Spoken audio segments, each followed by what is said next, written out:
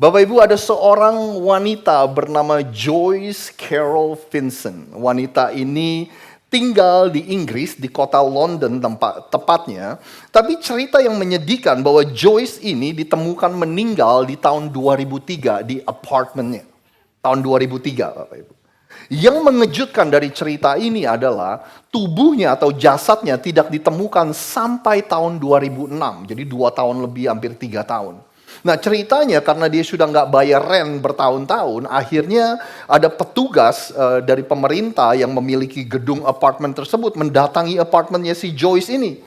Waktu mereka masuk, mereka menemukan sekali lagi tubuh Joyce yang sudah tidak bernafas, yang sudah meninggal, dan TV-nya masih nyala di apartemennya. Bahkan ditemukan juga beberapa kado Natal yang masih dibungkus dengan kado Bapak Ibu. Nah, dugaan mereka si Joyce ini meninggal sekitar bulan-bulan Natal menjelang Natal. Nah, setelah diselidiki, bahkan kehidupan Joyce Carol Vinson ini pernah dibuat dokumenter. Karena mereka penasaran si Joyce ini hidupnya kayak apa sih? Ternyata waktu diselidiki, berbicara dengan teman-temannya, Joyce ini bukan seseorang yang menyendiri awalnya, Bapak Ibu. Dia punya banyak teman, dia kerja di perusahaan yang cukup ternama, bahkan dia punya kehidupan sosial. Tapi setelah diselidiki lebih dalam, ternyata dengan berjalannya waktu, dia atau Joyce ini secara perlahan-lahan mulai menjauh dari orang-orang. Bahkan teman-temannya dan keluarganya itu mulai kehilangan kontak dengan Joyce. Bapak Ibu, hari ini kita akan lanjutin serial khotbah kita yang kita beri judul The Connected Life. Bapak Ibu, kalau Anda dengar serial khotbah itu artinya kita pilih satu topik dan kita bicarakan dalam beberapa minggu. Nah, di bagian yang minggu lalu kita mulai serial khotbah ini ya, The Connected Life itu hidup yang terkoneksi Bapak Ibu, hidup yang terhubung. Di sepanjang bulan Maret ini kita berencana untuk membicarakan topik ini. Saya punya target, saya punya alasan kenapa kita mau, atau kita sebagai gereja punya alasan kenapa kita ngomongin topik ini. Karena setelah Paskah, kita akan melaunching yang namanya life group Bapak Ibu. Life group itu adalah kayak kelompok kecil, komsel yang bertemu di tengah minggu. Nanti kita akan punya beberapa, Anda bisa cari tahu. Dan kita akan bertemu selama 8 minggu. Jadi nggak seperti biasanya kita bertemu dan nggak tahu kapan selesainya, kita bertemu, kita nggak tahu kapan kelarnya, kapan mulainya. Kali ini kita akan bertemu hanya dengan 8 minggu Bapak Ibu, supaya Anda bisa mengalami apa yang namanya komunitas. Itulah tujuan kita kenapa selama bulan Maret kita ngomongin tentang the connected life atau hidup yang terhubung. Hanya sekedar mengingatkan, minggu lalu kita berkata gini, kita mengajak Anda semua untuk membuka diri Anda. Jangan-jangan atau mungkin Tuhan ingin memperluas lingkaran Anda, lingkaran relasi Anda. Semua dari kita kan punya lingkaran hubungan Bapak Ibu. Ya kan? Jangan-jangan Tuhan ingin memperluas lingkaran Anda. Keluar sedikit dari zona nyaman Anda dan alami koneksi-koneksi ilahi yang Tuhan sudah persiapkan. We said this last week, you and me, we might be 1 or 2 relationship away from discovering the purpose that God has for you. Mungkin Anda dan saya hanya kurang 1 atau 2 hubungan yang tepat yang bisa membawamu pada tujuan yang Tuhan sudah siapkan untuk kehidupanmu. Nah, hari ini di bagian yang kedua, saya ingin mulai dengan ini Bapak Ibu. Jadi cerita kehidupan Joyce Carol Vinson ini, ada begitu banyak pakar sosiologi atau sosiologi itu yang mempelajari kehidupan sosial manusia, hubungan dan sebagainya. Seringkali para pakar sosiologi ini menggunakan kehidupan Joyce sebagai contoh Bapak Ibu. Bagaimana seseorang itu kok mereka itu penasaran. Gimana ya seseorang itu kok di tengah-tengah masyarakat yang ramai, di tengah-tengah kota yang besar, di tengah-tengah dunia yang semakin modern, kok dia bisa mengalami kesepian? Gimana seseorang itu bisa hilang di tengah-tengah masyarakat yang ramai? How come someone disappear in the crowded society? Gimana seseorang bisa terputus koneksinya dari relasi-relasi yang penting, relasi pertemanan, relasi keluarga. Ini adalah gambaran menurut para pakar sosiologi, gambaran hidup Joyce ini adalah gambaran orang yang kesepian di zaman modern is modern loneliness, Bapak Ibu. Ada istilah kerennya sih, namanya gini, mereka menyebutnya gini, disconnection in a hyper society, hyper connected society. Disconnection in a hyper connected society. Artinya terputus koneksi di dunia yang sebenarnya semuanya terkoneksi. Hari ini begitu gampang buat kita untuk terkoneksi dengan teknologi, dengan sebagainya, ya kan? Tapi kadang-kadang di tengah-tengah zaman yang seperti itu, kita hidup disconnected from other people. Artinya Bapak Ibu, waktu saya mempersiapkan ini, saya penasaran, kok kenapa ya dunia semakin modern, ya kan, komunikasi semakin gampang, teknologi semakin mudah, teknologi semakin murah, tapi orang yang struggle, orang yang bergumul dengan kesepian, yang hidupnya bergumul dengan kesepian kok semakin meningkat, Bapak Ibu. Kan aneh kan ya, kan dunia semakin terkoneksi, tapi orang yang kesepian itu semakin meningkat. Kadang-kadang kita sudah bisa lihat gambarannya. Ya mungkin Anda dan saya kita nggak pernah nge-research kenapa, tapi karena saya mempersiapkan materi ini, saya membaca beberapa hal Bapak Ibu. Saya mengambil waktu beberapa saat untuk mempelajari kenapa ya. Nah ternyata saya menemukan ada 4 alasan. Inilah 4 faktor yang contribute atau kontribusi kenapa dunia kita hari ini semakin banyak orang yang mengalami kesepian. Faktor yang pertama adalah kemandirian Bapak Ibu. Ya kan? Kenapa kemandirian ini membuat orang-orang menjadi lonely? Karena sejak kecil kita udah diajarin bahwa tujuan dari kehidupan ini adalah supaya Anda dan saya bisa mandiri. Benar ya Bapak Ibu ya? Tanda kedewasaan adalah ketika tadinya yang kita mau ngapa-ngapain butuh orang lain, sekarang kita udah nggak butuh orang lain lagi. Kita harus bisa berdiri sendiri, kita harus bisa keluar dari rumah, kita harus bisa tinggal sendiri, punya pekerjaan dan membuat keputusan sendiri. Itulah tanda orang-orang dewasa. Nah, saya percaya Bapak Ibu, to a certain extent, sampai ke level tertentu, ini adalah sesuatu yang baik. Kemandirian adalah sesuatu yang baik, ya kan? Sampai level tertentu. Kemandirian adalah sesuatu yang sehat sampai level tertentu. Tapi karena kita diajarin tentang kemandirian, secara tidak langsung dampaknya adalah gini. Jadi hari ini kita punya mentalitas gini, saya harus bisa apa-apa sendiri. Saya nggak butuh orang lain karena tanda saya sudah dewasa, yaitu saya harus bisa apa-apa sendiri. Jadi itu faktor pertama, kenapa ada begitu banyak orang mengalami kesepian di dunia yang modern ini. Faktor yang kedua adalah gini, saudara. Berkurangnya nilai dari keluarga. Turunnya nilai dari keluarga. Ya. Tentu saya nggak bisa membahas semuanya, tapi yang saya dapatkan, paling nggak ini di Amerika, saya nggak tahu ini di Indonesia Bapak Ibu. Tapi intinya gini, zaman dulu, keluarga itu adalah sebuah institusi, sebuah lembaga, sebuah kelompok yang paling mendasar. The most foundational institution. Tapi semakin modern dunia kita, nilai dari sebuah keluarga itu sudah tidak sepenting dulu lagi. Nah, ada beberapa hal juga yang menyebabkan orang-orang melihat nilai keluarga itu nggak seperti dulu. Contoh, yaitu di Amerika Bapak Ibu di tahun 70-an mungkin ya Bapak Ibu 60-an terjadi revolusi seks namanya. Dengan adanya rock and roll dan apa ya kan terjadi revolusi seks. Lalu emansipasi wanita. Semakin banyak wanita yang berkarir hari-hari ini, semakin modern dunia kita. Pemakaian alat-alat kontrasepsi, ya kan? Tingkat perceraian semakin meningkat karena perceraian sudah tidak dilihat seperti dulu lagi, hari ini normal Bapak Ibu. Jadi tingkat perceraian semakin meningkat. Jadi semuanya itu memberikan kontribusi paling enggak di negara ini, di mana nilai keluarga itu tidak sepenting dulu lagi. Bahkan kalau Anda pelajari Bapak Ibu, di tahun 70-an di Amerika, gambaran dari keluarga yang ideal itu adalah satu papa, satu mama, dan anak-anak. Di tahun 90-an, gambar itu sudah tidak ideal lagi. Semakin banyak single parent.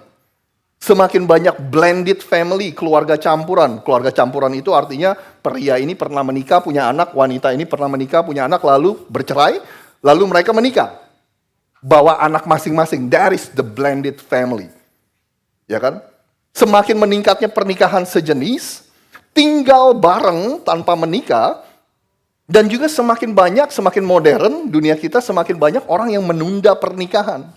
Menunda untuk punya anak, Bapak Ibu. Lalu faktor yang ketiga, kenapa di hari-hari ini dunia yang makin modern semakin banyak orang mengalami yang namanya kesepian? Faktor yang ketiga adalah kesuksesan dan kemakmuran. Anda masih mengikuti saya? Ya. Faktor yang ketiga, kenapa orang banyak mengalami kesepian di zaman yang modern ini adalah kesuksesan dan kemakmuran, Bapak Ibu. Semakin dunia, semakin orang itu sukses, semakin kita merasa kita nggak membutuhkan orang lain. Sukses membuat kita menjadi independen. Sukses membuat kita jadi berdiri sendiri dan nggak membutuhkan orang lain, saudara. Di Amerika ini orang-orang udah mulai keluar, bukan tinggal di kota lagi, tinggal di suburb, di mana rumah satu, lalu jarak satu rumah ke satu yang lain lebih menjauh, Bapak Ibu, ya kan? Lalu di negara ini juga karena begitu sukses, karena begitu makmur, otomatis kemajuan teknologi juga terjadi, Bapak Ibu. Nah, seringkali hari ini kita menyalakan telepon kita menyalakan sosial media, kita menyalakan internet. Itu kenapa membuat orang menjadi menyendiri dan menjadi kesepian. Tapi sebenarnya ada satu teknologi yang sebenarnya di awal-awal yang menyulut semuanya ini, Bapak Ibu. Yang trigger semuanya ini. Kira-kira Anda bisa tebak gak? Ada satu alat di rumah Anda yang semua Anda mungkin punya di mana Anda melihatnya. Ada yang bisa nebak? TV, ya. Itu adalah teknologi awal yang membuat manusia itu udah mulai jarang keluar rumah dan tinggal di dalam rumah. Di Amerika ada statistik yang cukup menarik. Di tahun 50-an, hanya sekitar 20% dari rumah-rumah yang punya TV. Tapi di tahun 70-an, 98%. Artinya hampir setiap rumah punya TV.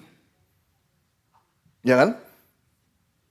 Jadi inilah pemicu awal kenapa orang-orang udah jarang keluar rumah lagi. Yang terakhir sebelum kita lihat ayat Alkitab hari ini. Faktor dari kenapa ada begitu banyak orang mengalami kesepian yaitu individualisme. Saudara. Artinya masyarakat sudah berpindah.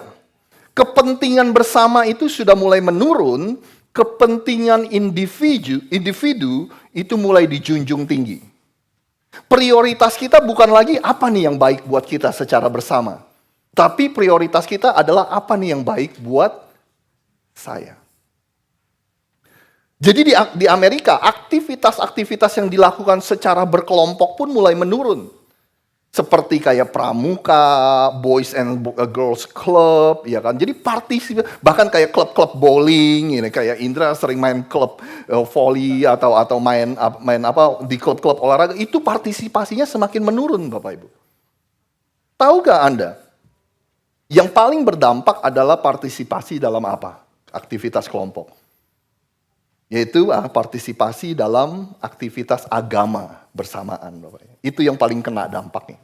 Bukan cuma gereja aja, bukan cuma agama Kristen aja.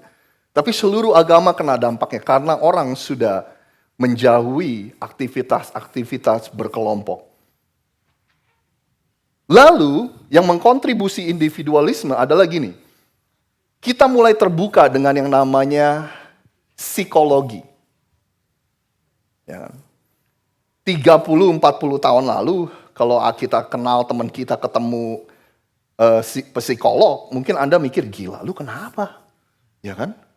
Tapi hari ini, kita punya terapis, kita punya konselor, punya psikolog, itu adalah sesuatu yang keren. Bapak Ibu. Saya nggak berkata itu adalah hal-hal yang tidak baik. Karena mereka sangat menolong sekali Bapak Ibu.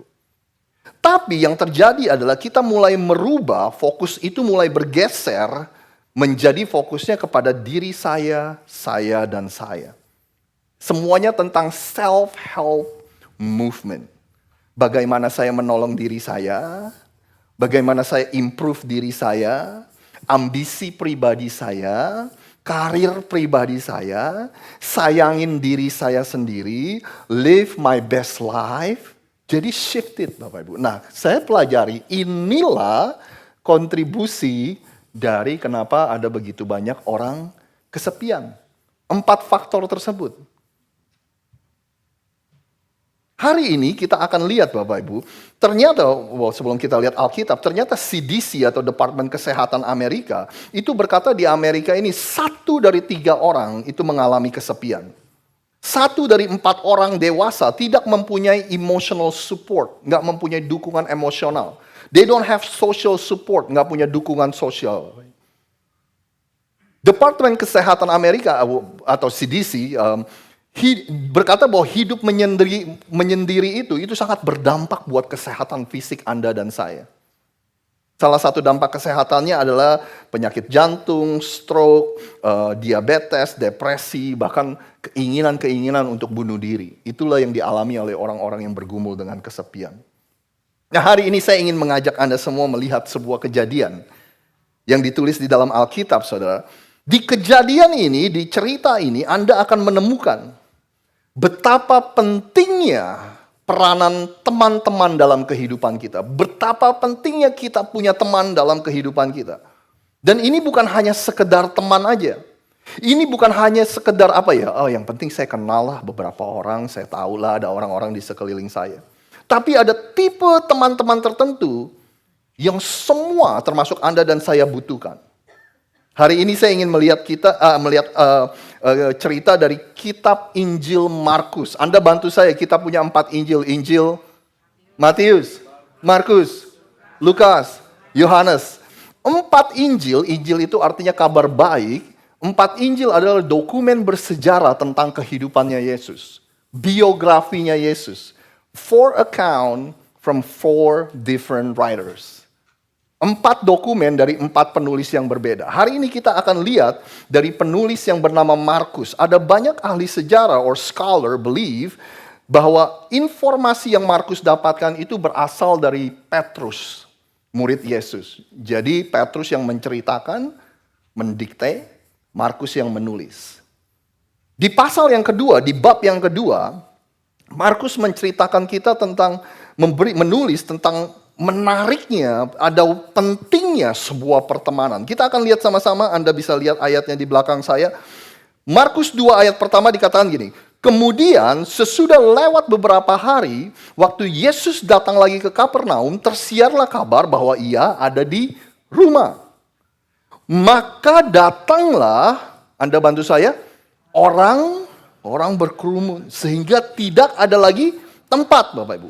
Bahkan di muka pintu pun sudah tidak ada lagi tempat, sementara Yesus memberitakan firman kepada mereka. Jadi konteksnya gini, ada banyak yang bilang bahwa Yesus menghabiskan banyak waktunya di kota Kapernaum. Ada banyak yang bilang bahwa kejadian ini, rumah yang padat itu adalah rumah Yesus di Kapernaum. Tapi ada juga yang bilang itu rumahnya Petrus. Kita nggak tahu lah, itu cuma beberapa tafsiran, Bapak Ibu.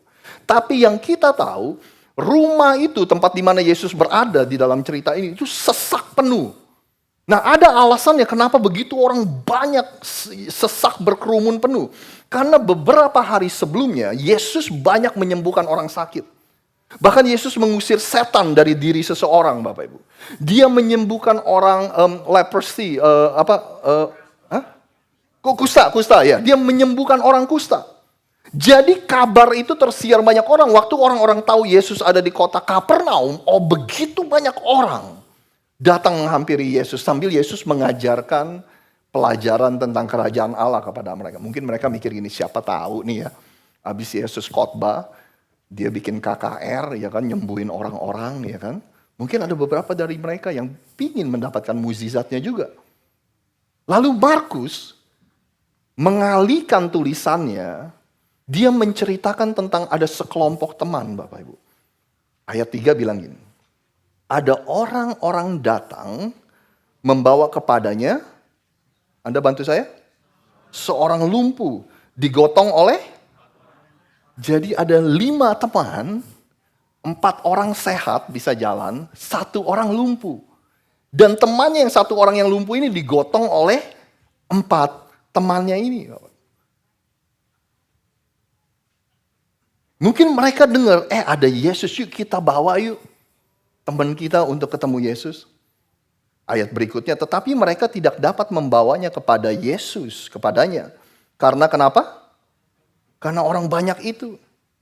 Lalu mereka membuka atap yang di atasnya. Sesudah terbuka mereka menurunkan tilam tempat orang lumpuh itu berbaring. Saya berhenti sampai sini dulu, saudara. Yang kita tahu, waktu kelima teman ini datang bawa satu temannya yang lumpuh ini, mereka datangnya telat, udah keburu rame tempatnya. Yang mungkin salah satu temennya berantem sama istrinya, nggak tahu makanya kenapa mereka telat, ya kan? Di sini kan nggak ada ya, kalau mau ke gereja ada yang berantem sama istrinya? Oh nggak ada di sini, oke. Nah, waktu mereka datang udah telat nih Bapak Ibu, tapi temannya nggak menyerah. Untung teman-temannya nggak bilang ini, udahlah pulang aja lain kali aja lah. Tapi mereka mencoba untuk berpikir dan mencari ide gimana supaya teman kita ini ketemu Yesus. Mereka bertekad bahwa temannya harus ketemu Yesus. Akhirnya mereka punya ide. Ayo kita naik ke atap rumah, kita buka atapnya, lalu kita turunkan teman kita. Supaya pas ada di depan Yesus. Anda bayangin kalau Yesus lagi ngajar di sini, tiba-tiba berisik di atap rumah, tiba-tiba turun orang lumpuh Bapak Ibu. Pakai ikan. Saya berpikir, jangan-jangan ini sedikit gambaran tentang namanya kehidupan Bapak Ibu. Saya nggak tahu Anda mudah-mudahan bisa menangkap apa yang saya maksud. Terkadang dalam kehidupan kita, ada saat-saatnya kita menjadi orang yang digotong, orang yang dibantu. Ada musim-musim kehidupan kita di mana kita mengalami banyak kesulitan. Mungkin kita lagi ada konflik keluarga, mungkin kita ada lagi konflik pernikahan, permasalahan keuangan, pekerjaan, kesehatan, apapun itu. Ada musim-musim di mana ada orang-orang sekeliling kita yang tanda kutip menopang kita, mensupport kita. Ada musim-musim di mana kehidupan Anda berjalan sangat mulus, sangat baik. Anda menikmati berkat-berkat materialistis yang luar biasa, berkat-berkat non-materialistis yang luar biasa dalam kehidupan Anda. Mungkin kalau Anda itu orangnya, Anda harus memperhatikan mungkin di sekitar Anda ada orang-orang yang butuh untuk Anda support. Anda mengerti maksud saya? Ya kan? Jangan sampai kita menjadi individual yang maunya digotong terus Bapak Ibu. Ada orang-orang termasuk saya Bapak Ibu, waktu saya baru menjadi orang Kristen, ada orang-orang di sekeliling saya yang membantu. Waktu saya masih single, ada orang-orang yang membantu. Waktu saya baru menikah, ada orang-orang yang membantu. Waktu saya menikah punya anak kecil, ada orang-orang di sekeliling saya. Sekarang saya sudah menikah dan anak-anak saya sudah besar, ada juga orang-orang di sekeliling saya. Kita harus mengerti kehidupan itu Bapak Ibu. Ada orang-orang yang selalu siap untuk menopang kita, tapi ketika hidup kita baik, jangan sampai kita lupa. Ada juga orang-orang di sekitar kita yang membutuhkan untuk ditopang, Bapak Ibu. Makanya Tuhan gak memanggil kita untuk hidup terisolasi sendirian. Kita lanjutin ceritanya. Ketika Yesus melihat, Anda bantu saya nih. Ketika Yesus melihat imannya siapa? Iman mereka, Bapak Ibu. Berkatalah ia kepada orang lumpuh itu, "Hai anakku, dosamu sudah diampuni." Bapak Ibu, Anda perhatikan.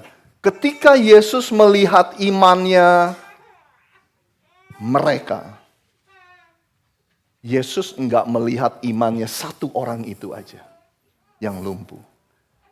Tapi iman mereka collectively secara bersama-sama. Jangan-jangan itu gambaran dari betapa powerfulnya komunitas Bapak Ibu. Ketika Anda berkomunitas, ketika Anda berdoa bersama-sama, ketika Anda bersepakat, Tuhan melihat iman Anda secara bersama. Lalu Yesus bilang gini, "Hai anakku, dosamu sudah diampuni." Kalau Anda jadi orang yang lumpuh ini, kalau saya sih mikirnya gini ya, Yesus, saya sih bersyukur nih Yesus ngampunin dosa saya, ya kan. Tapi kan saya datang ke sini supaya saya bisa jalan, ya kan. Saya maunya bisa jalan gitu, ya kan. Jadi saya bersyukur sih, ya kan. Tapi tujuan utama saya supaya saya sembuh, supaya saya bisa jalan. Nah ini juga Bapak Ibu, saya ngebayangin berapa banyak dari kita yang seperti ini Bapak Ibu. Ya kan, kita bilang gini, Yesus, saya sih bersyukur nih Tuhan udah kasih hidupnya di atas kayu salib, mati buat saya, bayar upah dosa saya, ya kan. Tapi yang saya butuhin sekarang nih ya terobosan dalam keuangan, saya lagi ada masalah keuangan Tuhan, ya kan? Saya lagi banyak masalah utang, ya kan? Ada berapa banyak dari kita yang lebih tertarik dengan Tuhan menyelesaikan masalah kita daripada kepada Yesusnya. Tapi it's okay. Tuhan kita bukan Tuhan yang insecure, ya kan? Kita lanjutin ceritanya, tetapi di situ juga ada duduk beberapa ahli Taurat dan mereka berpikir, Anda bantu saya? Jadi mereka masih ngomong dalam hati, mereka belum menyuarakan.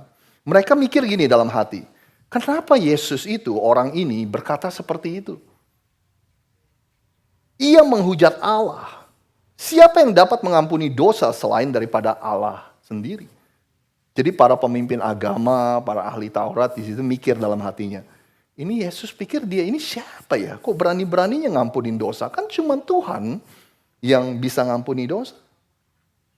Tetapi Yesus segera mengetahui dalam hatinya bahwa mereka berpikir demikian. Lalu ia berkata kepada mereka, kenapa kamu berpikir begitu dalam hatimu?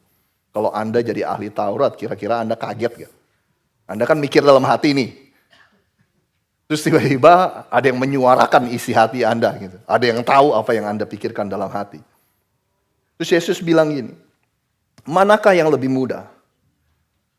Mengatakan kepada orang lumpuh, dosamu sudah diampuni, atau mengatakan, bangunlah, angkatlah tilammu dan berjalanlah.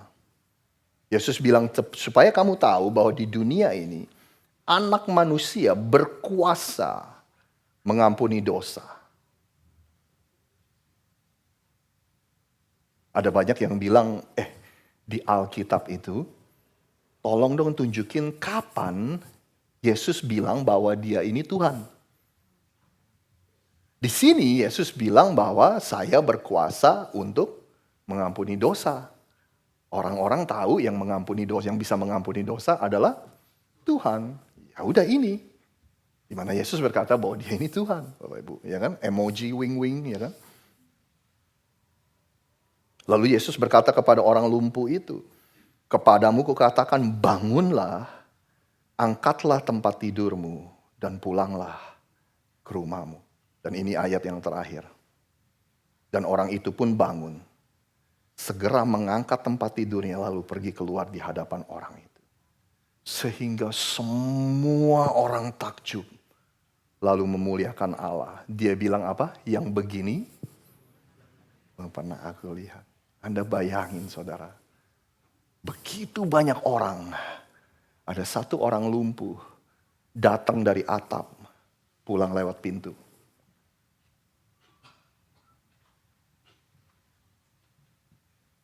Saya akan tutup dengan ini. Menyimpulkan aja cerita yang kita sudah lihat sama-sama. Yang pertama saudara, orang yang lumpuh itu, the paralyzed man have 4 friends. Si lumpuh punya 4 teman. Pertanyaan yang sederhana dan terkadang menyedihkan buat kita untuk tanyakan Bapak Ibu. Tapi pertanyaan yang sederhana adalah ini. Anda punya teman gak? Saya punya teman gak? Ya kan? Makanya saya bilang kan sedih ya kita harus nanya seperti itu ya. Apakah Anda punya teman? Apakah saya punya teman? Mengerti Bapak Ibu kalau kita baru pindah, kita baru adaptasi dan sebagainya. Butuh waktu kita untuk cari orang-orang yang kenal, untuk berteman, cari orang yang cocok Bapak Ibu. Ya kan? Tapi kalau kita sudah bertahun-tahun, 10 tahun, 8 tahun di sini, terus kita nggak punya teman Bapak Ibu. Mungkin itu sesuatu yang kita perlu pikirkan. Ya kan? Kalau dari semua orang yang kita ketemu, terus kita nggak ada yang cocok, ini maaf nih ya, Anda jangan marah sama saya Bapak Ibu. Kalau saya ngomong sebentar lagi nih apa yang saya mau ngomongin ya. Ya kan, kalau Anda marah nggak apa-apa lah, email aja ke philip@rock.com ya. Nih. Jangan-jangan cuma nanya doang Bapak Ibu, bukannya nuduh. Jangan-jangan kita yang mesti introspeksi diri. Boleh gak sih ngomong gitu? Jangan-jangan kita yang mesti ngaca, gak? Bener ya? 10 tahun misalnya di sini, terus kita gak punya teman. Terus semua pertemanan itu gak ada yang cocok Bapak Ibu. Ya kan? Sekali lagi. Ya kan? Jangan tersinggung Bapak Ibu, kirim email ke Philip aja Bapak Ibu. Yang kedua, 4 teman ini bertekad membawa si lumpuh untuk bertemu Yesus. Jadi si lumpuh ini bukan hanya punya sekedar teman, tapi si lumpuh ini punya teman yang bertekad membawa dia untuk ketemu Yesus. Sekali lagi saya ulang, bisa aja mereka bilang, aduh rame lah nanti lain kali aja lah ketemu Yesusnya. Mereka menyerah, akhirnya mereka pulang. Kapan-kapan aja lah hoki-hokian, siapa tahu nanti next time bisa ketemu Yesus. Enggak Bapak Ibu. Teman-temannya ini bertekad, biar gimana pun teman kita yang lumpuh ini harus ketemu dengan Yesus. Maka mereka pikirin tuh gimana caranya. Akhirnya mereka punya ide, mereka masuk melewati atap rumah Bapak Ibu. Keempat teman ini mikir gini, gue datang dari rumah, gue gotong. Kita gotong nih satu teman kita. Tapi waktu kita pulang, kita bakal pulang jalan kaki berlima. Waktu kita pulang, kita nggak mau gotong teman kita lagi. Kita semua harus pulang jalan kaki berlima. Mungkin ada beberapa dari kita. Anda melihat kehidupan Anda. Tuhan ini luar biasa dalam hidup saya. Saya ini diberkati, pernikahan saya dipulihkan, sakit saya disembuhkan, keuangan saya mengalami terobosan sama Yesus. Saya punya sukacita, saya punya damai sejahtera. Masa temen gue nggak ngalamin apa yang gue ngalamin sih?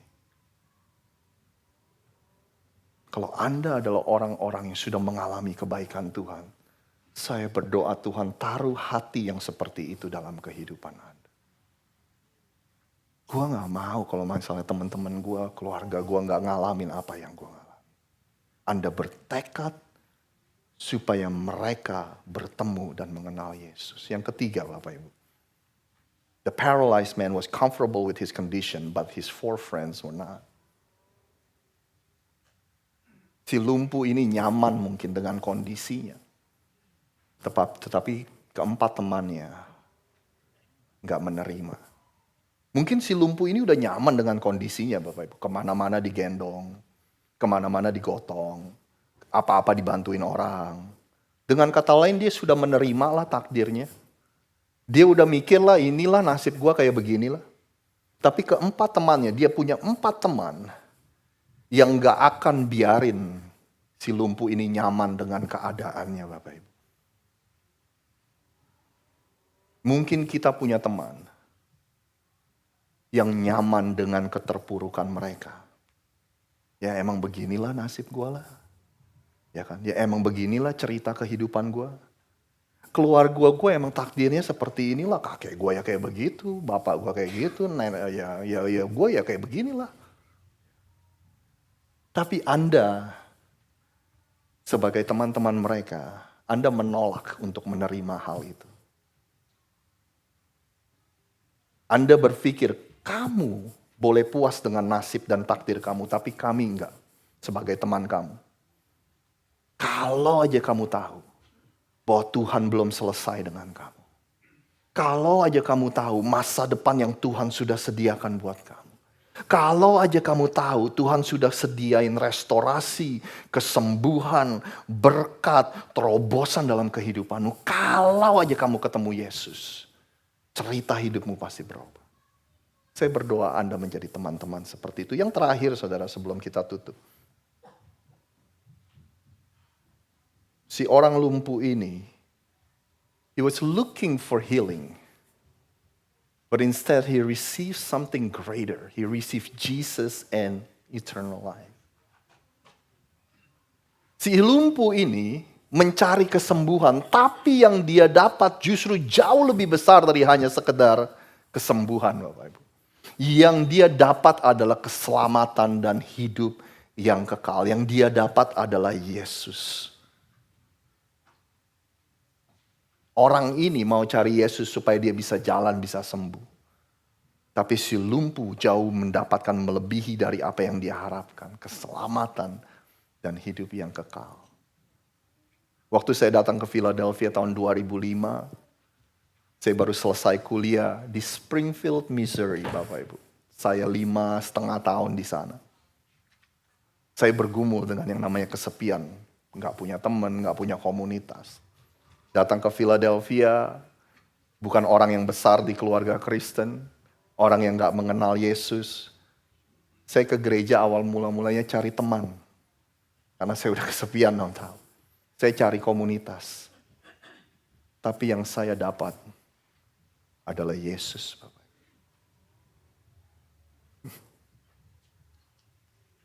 Ada begitu banyak orang datang ke gereja dengan alasan yang beraneka ragam. And that's okay. Kita datang untuk cari teman. Kita datang untuk cari jodoh. Kita datang untuk cari kerja. Kita jarang untuk cari koneksi. Kita datang untuk cari informasi ini dan itu. Kita datang untuk bantuan. It's okay. Mereka mungkin awal mulanya mencari hal-hal seperti itu. Tapi saya cuma mau kasih tahu. Mereka mencari hal itu, yang mereka akan dapatkan adalah Yesus, keselamatan dan hidup yang kekal. Ada amin Bapak Ibu? Boleh saya berdoa untuk kita semua. Kami sungguh bersyukur, Tuhan, terima kasih kami diingatkan betapa pentingnya untuk kami mempunyai teman dalam kehidupan kami. Bukan hanya sekedar teman, tapi teman yang bertekad supaya kami bisa bertemu dengan Yesus, supaya kami bisa mengenal dengan Yesus. Karena begitu seseorang mengalami perjumpaan dengan Yesus, segala sesuatu bisa terjadi. Apa yang tidak mungkin menjadi mungkin. Kesembuhan, terobosan, pemulihan hidup, semuanya akan terjadi. Terobosan, berkat, mereka akan alami. Damai sejahtera yang melampaui segala akal manusia akan kami alami ketika kami bertemu dengan the Prince of Peace, Raja Damai itu sendiri. Kami mengucap syukur Tuhan.